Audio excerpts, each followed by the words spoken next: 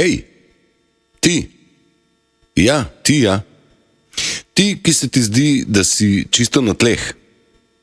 Ti, ki se ti zdi, da te je svet požrl, ali pa da te še bo, pa te še prežvečil ni. Pridi bližje. Nekaj ti bom povedal. Veš, v Butalah smo imeli enega moža, ki je vsak večer sedel pod slivo in gledal v prazno. Vsi smo mislili, da je znorel. Ampak en dan je rekel: zlomil sem se, zato da sem se lahko sestavil brez laži.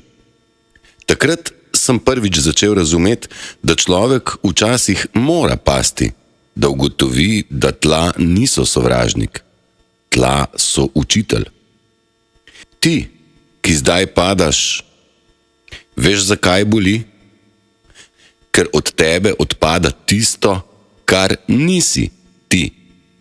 Ker ego kriči kot razvajen otrok, ko mu vzameš igračo pomembnosti.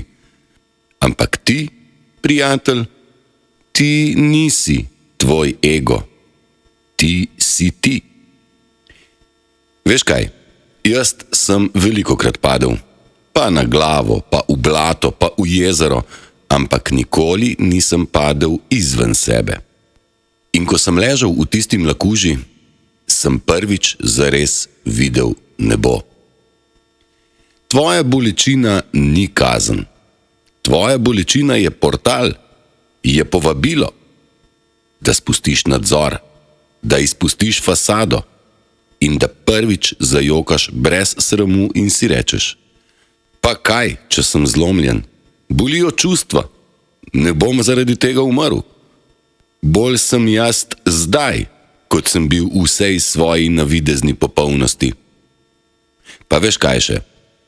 Če hočeš, grem s tabo. Sedem ob tebi, lahko sva tiho, lahko pa ti povem kakšno butalsko šalo. Lahko skupaj jokava ali pa samo poslušava tišino. Ker to je to. Tukaj si, živ si in vse boš prenesel. In ko boš enkrat spet stal, ne boš več hodil, kot si hodil prej. Tvoji koraki bodo nosili nežnost in odločnost in tvoja beseda bo zdravila. Ker ti, ki si padel, si zdaj eden tistih, ki znajo držati druge, ko padajo. In to, prijatelj moj, to je največja moč.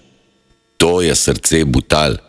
To je srce Slovana in to je srce človeka.